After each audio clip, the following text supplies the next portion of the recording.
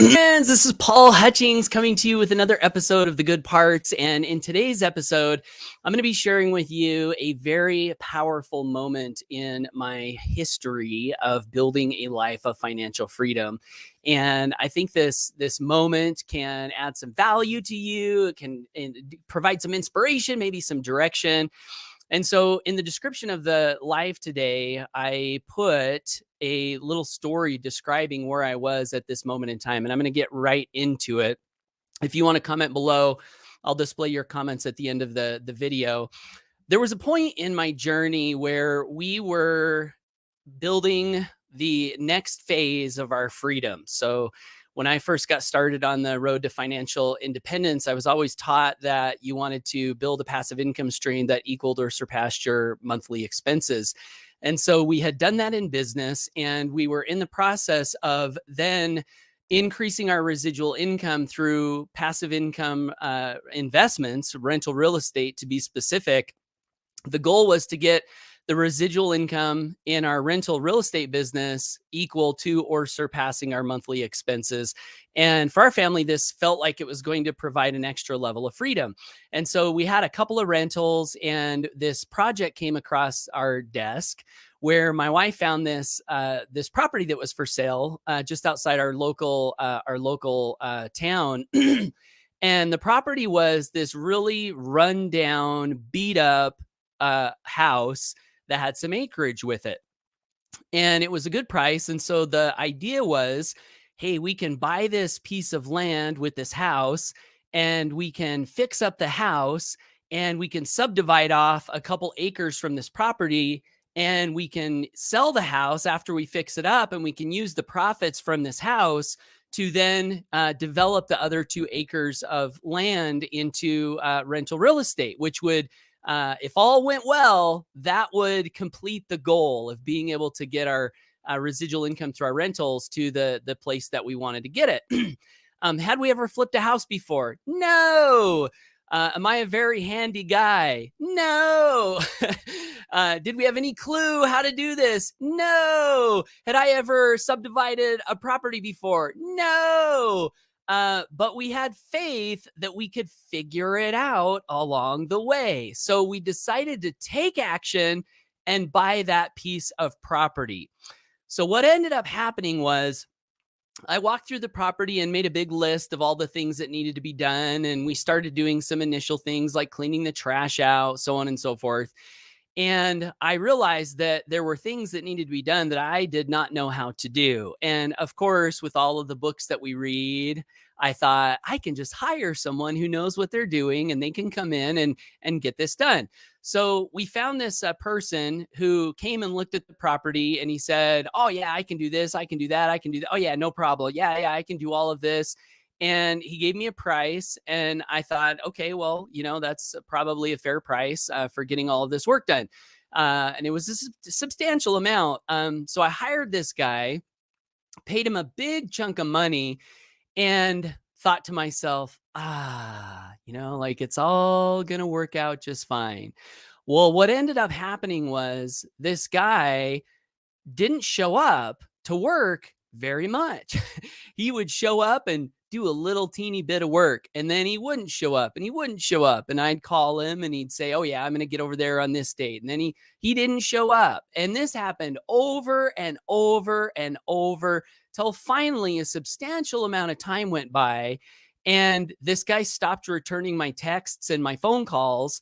And I was in a pinch because I had this big project that needed to be done. I'd hired this guy, paid him a big chunk of money. He's not only not doing the work, now he's not even responding to my phone calls. And what ended up happening was I had to reach out to his wife, who thankfully started talking to me. And we were able to come to some sort of a resolution in that agreement, and end the agreement. Get some, maybe all, I don't know. So most of my money I got back. But then I still had the project that needed to be done. So there was this one moment in time where I walked into this house, and we had it completely torn apart.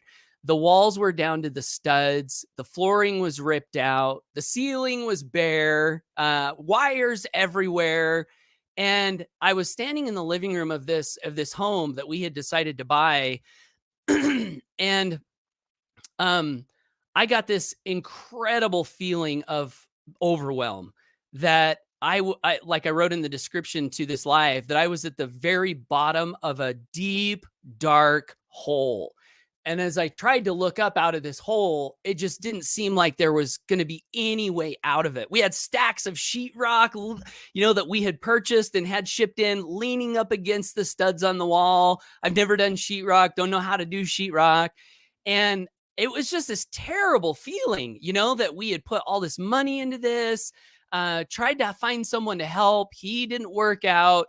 So now there I was, the guy responsible for this project, the guy who made the purchase, the guy who said, yeah, we can do this.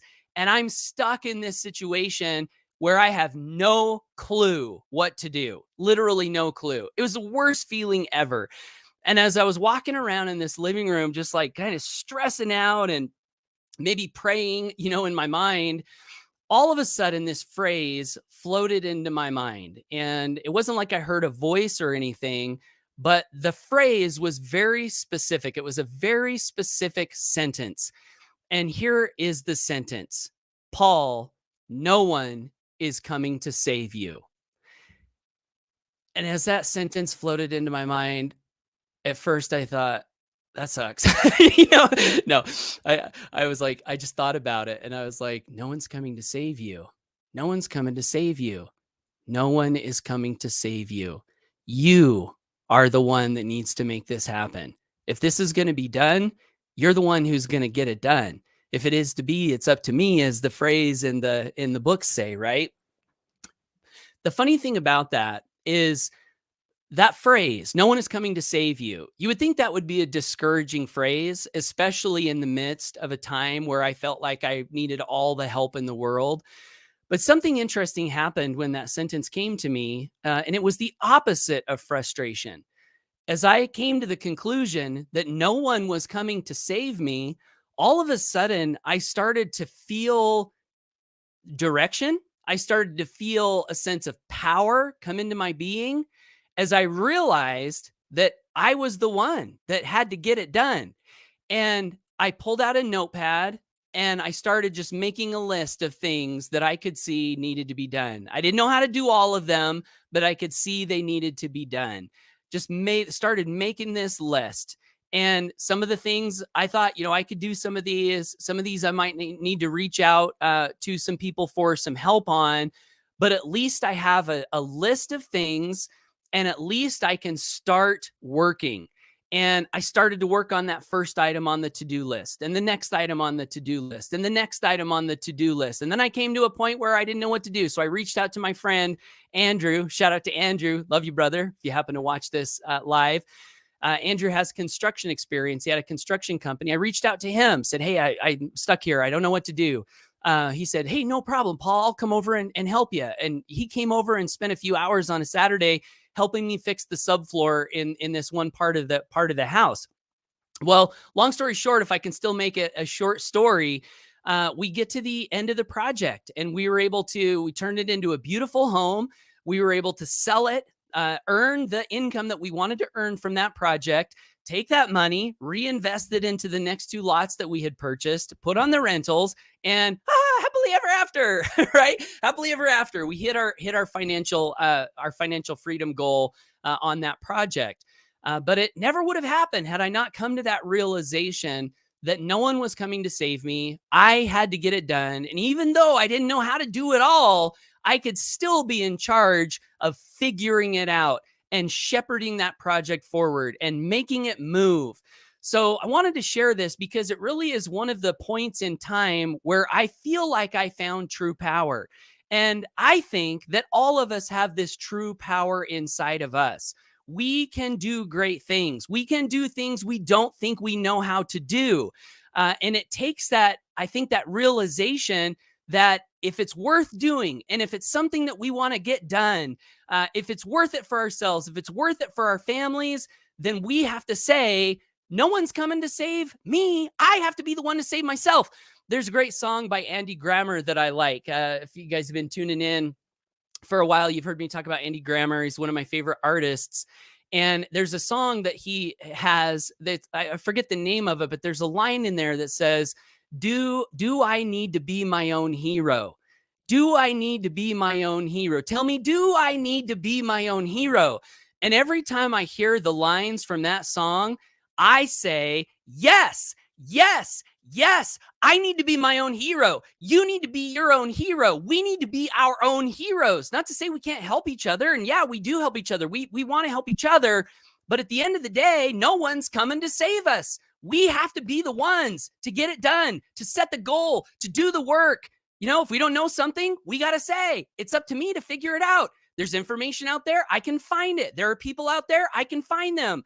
There are connections that need to be made. I can make the connections. But if they're going to be made and it's going to be done, it's me that's going to do it. So I wanted to pass this along today in hopes that it can inspire you to find more of your true power as well. Because I think also that all of us, probably every single one of us has so much power inside of us.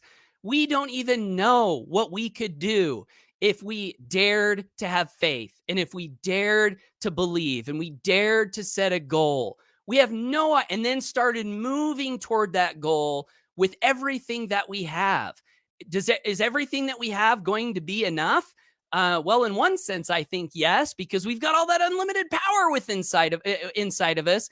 But on another sense, no, we probably will need to learn things that we don't know now. But that's okay, because we have the resources inside of us to find those things that we need to learn to get the job done. So that's my message today. This is Good Parts, the Good Parts episode 29, I believe. This is a daily social media show I do Monday through Friday, right around 11:11 Eastern Standard Time.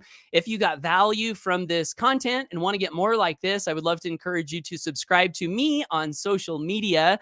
And also, if you want to pick up a cool free gift, my mission in life is to help people build lives of freedom. And so everything that I do is really, revolving around that. How can I help people be free? Do it in a way where they're finding more joy and happiness and contribution and meaning along the way. And so if you go to my website here, paulhutchings.net/GIFTS, you can pick up a cool free gift that hopefully will help you with one of those things that I mentioned. And also subscribe to my email list where you'll get these future episodes right to your email inbox. So with that, I'm going to check the comments here and see what the people are saying. Kevin Coe, how you doing, my brother? He says faith with action, right? I don't even know. That's a great phrase. And I don't even know if you say faith and it doesn't have action, I don't think it is faith, right? Faith in and of itself inherently has that action mixed into it, right? So yeah, faith with action. Peter says, I can lend a hand. Awesome. Well, you're in Belgium, so if you were closer, I would definitely have you over to help. Thanks, Peter. Appreciate that. Christian Craig says, you are the hero in your life. Amen to that. That is the truth. Peter said, you can find so much information on YouTube about all sorts of building projects. Absolutely. And I definitely did use that quite a bit. We do have plenty of power inside ourselves, Peter says. Veronique says, start with the end in mind and all things will turn out right. I believe that. Love the phrase from the good book, all things are possible to them that believe. Chase, what's going on, man? 5 free tools. That's Chase Swift, YouTube Dominator, a fellow Good Part Challenger. He says, this is very encouraging, Paul. Thanks for sharing this. I appreciate that so much, Chase. Thank you very much. Ashley says, woo, it can feel scary when facing a struggle alone, but once we realize we are our own hero, it's so empowering if we're willing to own it. Absolutely, Ashley. Veronique says, we have more than we think. Yes, yes. Hey, Rita Joy. Kisses from the heart. Mwah, mwah, mwah. That's Rita Joy. If you guys don't know her, she's awesome and amazing. I can't believe you're talking about this. I watched that video you did on your newly remodeled home again last night. No way. Wow. So cool. She says, left you a comment. It was so appealing. I found myself wanting to buy it for us to live in. That would be so amazing to have you and Minister Christian here near me. So that would be so cool. Thank you, Rita Joy. Appreciate that very much. Peter says, love the principles. And Martin says, great story. Awesome. Thank you, Martin. Appreciate that. All right, guys. Well, that's it. I do have one final challenge for you, and that is I want to challenge you to go live consistently on social media, think it's a great way to generate leads. It's a great way to build rapport. It's a great way to serve, love, lift, inspire. It's a great way to improve your communication skills. So we have a challenge going on right now to help you with that. It's called the Good Parts Challenge. And all you do if you want to participate is agree to go live consistently. You choose the frequency and call it the good parts with you. And you share one good part from your life and or business like I did today. One good part. That's a great story. That's a great piece of my soul that's with me now, that guides me forward. And hopefully I passed it along to you today and you can carry it with you to guide you forward as well. But that's a good parts challenge. So if you want to play in the game with us, simply get started and you can put a hashtag the good parts challenge in your content if you want others who are doing the challenge to find your content. Stephen from Germany. Wow. All the way from Germany. Hello. Greetings. Greetings from USA. Greetings from Idaho. Back to you, Stephen. All right, guys, that's it. Take action. Go for your dreams. And we'll catch you in one of the future episodes of The Good Parts. Take care and bye for now.